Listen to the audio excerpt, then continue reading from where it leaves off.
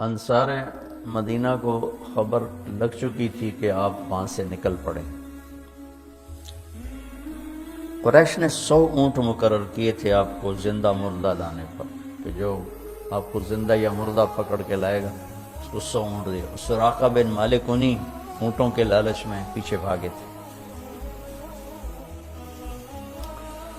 تو قباء آتے اور انتظار کر کے چلے جاتے تھے۔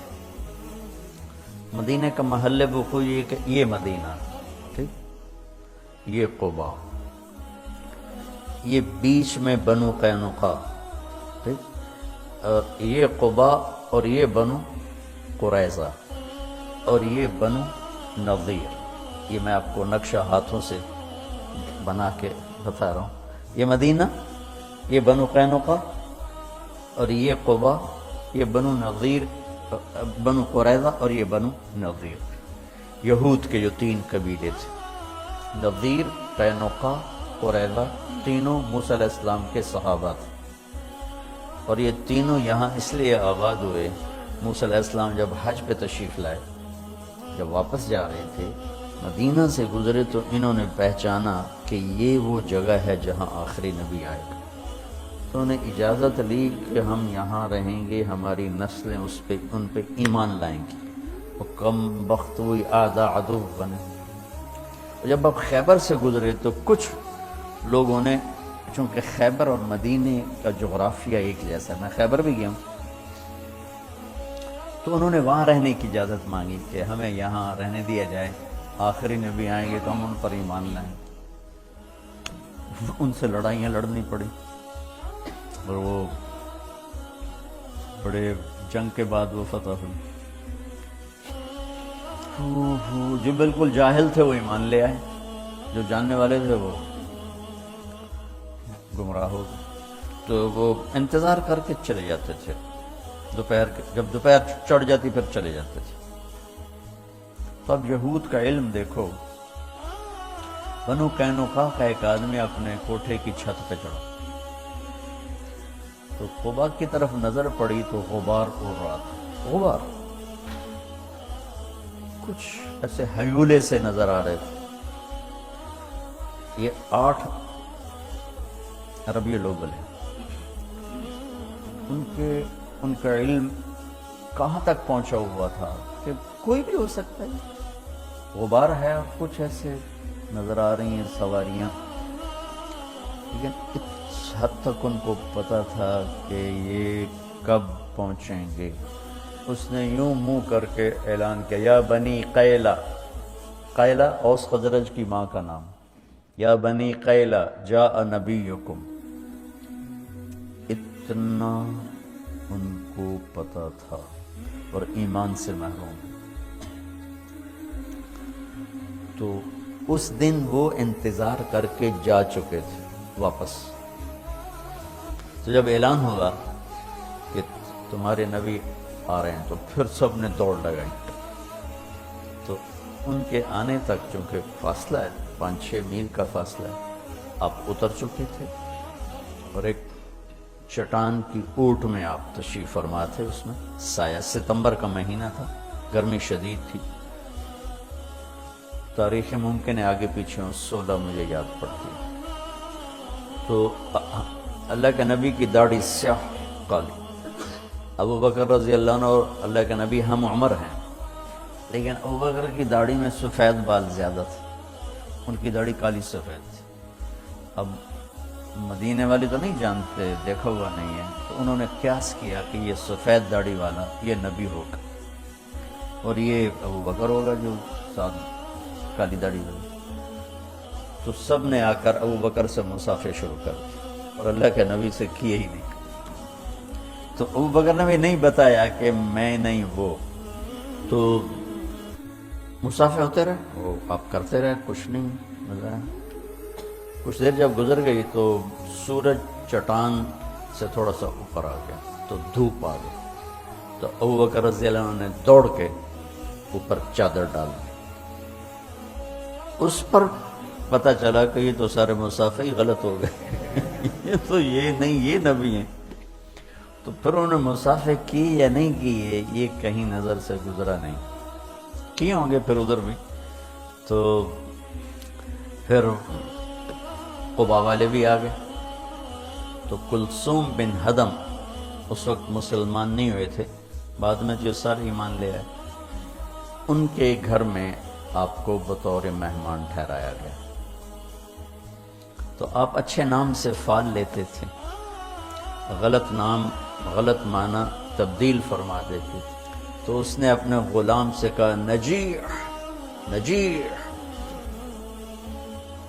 کھجوریں لاؤ مہمان آئے ہیں. تو اللہ کے نبی نے ایک دم کہا نجح امرنا نجح امرنا. نجیح کامیاب، مکمل کام ہوگا. نجح ہماری ہجرت کامیاب ہو گئی. اب نے اس کے نام سے یہ فال. تو 4 دن آپ نے وہاں قیام فرمایا، اور ایک روایت میں 2 ہفتے قیام فرمایا. تو بہرحال جتنا بھی قیام تھا 4 دن تھا یا 2 ہفتے کا. دن جمعہ کا تھا جب اہل مدینہ آئے اور آپ کو چاروں طرف سے گھیر لیا، اور آپ اپنی اونٹنی قصوہ پر، یہ سارا سفر تھا، وہاں اپنے مسجد قباء بنائی، جو اب بہت بڑی بن چکی ہے، قدیم پرانی، میں نے 84 میں دیکھی ہوئی، چھوٹی سی. تو سامنے بنو سلیم کا محلہ آ گیا اور جمعہ کا وقت داخل ہو گیا. تو پہلا جمعہ ادا کیا گیا. یہاں عبداللہ بن سلام آئے، آپ کا خطبہ بنو قینقاع، میں نے کہا وہاں کہیں بنو قینقاع کے. تو آپ کا خطبہ سنا، آپ کا چہرہ دیکھا، کہا لیس بوجہ کذاب، کلمہ پڑھا، ایمان لائے. خطبے سے فارغ ہوئے اور چلے تو سارے قبائل کے سردار لائن بنا کے کھڑے ہو، بنو نجار، بنو عبد الاشل، بنو بیاض اور اوس اور خزرج اور بنو سعد، بنو پتہ نہیں کتنے سب. یا رسول اللہ ہمارے پاس، یا رسول اللہ ہمارے پاس، یا رسول اللہ ہمارے پاس. سب کی تمنا. آپ خاموشی سے چلتے رہے. تو وہ سنیہ جو آتی ہے، سنیت الوداع، اس کے آگے دامن میں مدینہ، سامنے گھر بستی اور آگے میدان. اس میدان میں بچے اکٹھے تھے، بچے بچیاں. ہم یہ آپ یوٹیوب پہ دیکھتے ہیں، بچے بچیوں کو نظمیں یاد کراتے ہیں تو وہ سنا رہے ہوتے ہیں، پڑھ رہے ہوتے ہیں. تو اس دور کی جو اللہ کی طرف سے موہبہ جلیل تھا، فصاحت، وہ اس واقعے میں نظر آتی ہے کہ یہ جو بچے بچیاں کھڑے ہیں، انہیں کسی نے کوئی نظم یاد نہیں کرائی کہ جب وہ آئیں گے تو تم نے طلال بدر کہنا ہے. وہ تو اپنے وہ شوق میں دیکھنے آئے ہوئے ہیں، چھوٹے بچے بچیاں. صورت واقعہ یوں ہے کہ پہلے یوں اونٹنی کا سر باہر آتا ہے، کیونکہ یوں اور یوں آنا ہے.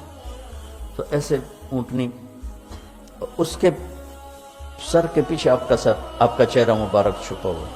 جب اونٹنی یوں ہوئی اور آپ ایسے ہوئے تو سب بچوں کے منہ سے فی البدی بے ساختہ طلع البدر علیہ. یہ پڑھا ہوا سبق نہیں تھا. طلع البدر علیہ من ثنیات الوداع وجب الشکر علینا ما دعا للہ داع ایہا المبعوث فینا جئت بالامر المطاع جئت شرفت المدینہ مرحبا بک یا خیر داع. یہ شعر عام نہیں ملتا کتابوں میں، لیکن اس کا اضافہ جئت شرفت المدینہ مرحبا بک یا خیر داع. آپ نے، اور عورتیں ساری چھتوں پہ چڑھی ہوئی تھی آپ کو دیکھنے کے لیے. تو جب ہم مدینہ میں داخل ہوئے تو پھر عرب سردار، یا رسول اللہ ہمارے پاس، یا رسول اللہ ہمارے پاس. تو آپ نے اس کی ایسے رسی چھوڑ دی، فدعوها فإنها مأمورہ. اسے کچھ نہ کہو، جہاں میرا اللہ لے جائے گا یہ اونٹنی وہاں جائے گی. اور آپ کے دل میں تھا بنو نجار، کیونکہ آپ کی دادی بنو نجار میں سے تھی، سلمہ جو عبد المطلب کی والدہ ہیں، وہ بنو نجار سے، جو ہاشم نے وہاں شادی کی تھی. تو آپ کی اونٹنی چلتے چلتے چلتے ایک کھلے میدان میں جا کے بیٹھ گئی، بستی کے وسط میں تھا۔ تو اس کو آپ نے پسند کیا اپنی مسجد کے لیے۔ تو آپ نے پوچھا یہ زمین کس کی ہے؟ بعد میں، اس وقت میں بعد ان کا جی 2 یتیموں کی ہے۔ تو ان کے سرپرست کون ہے؟ اسد بن زرارہ ہے۔ آپ نے ان کو بولا ہے کہ یہ زمین ہمیں مسجد کے لیے چاہیے۔ کہا جی ہم تحفہ دیتے ہیں۔ ہم نے کہا یتیم کا مال ہے، تحفہ نہیں ہو سکتا ہے، پیسے لگاؤ۔ کہا ٹھیک ہے جی آپ پیسے لگوائیں، ہم اس سے آپ کو سستا کر کے دے دیں۔ ہم نے کہا ٹھیک ہے۔ تو اس کے پیسے لگوا گئے تو 7 دینار اس کی قیمت بنی۔ میرے نبی نے کیا کیا کہ تمہارے سامنے بھائی 7 دینار قیمت لگی ہے، ہم آپ کو 10 دینار دیتے ہیں مسجد میں۔ اپنے 10 دینار میں وہ جگہ خریدی۔ تو اس کے بعد آپ کی اونٹنی اٹھ گئی۔ یہ میں نے بات کا واقعہ سنایا ہے آپ کو۔ آپ کی اونٹنی اٹھی، جیسے میں یوں آپ کو دیکھوں اور پہچانوں بھائی کون کام بیٹھا ہوا، تو اس نے ایسے ایسے دیکھنا شروع کیا ایسے، اور سیدھی بنو نجار کی گلی اس نے پکڑ لی اور جا کر ابو ایوب انصاری کے دروازے کے قریب بیٹھ گئی۔ تو یوں میرے نبی بنو نجار کے مہمان بن گئے، جو آپ کے اندر کی تمنا تھی کہ میں بنو نجار میں بیٹھوں۔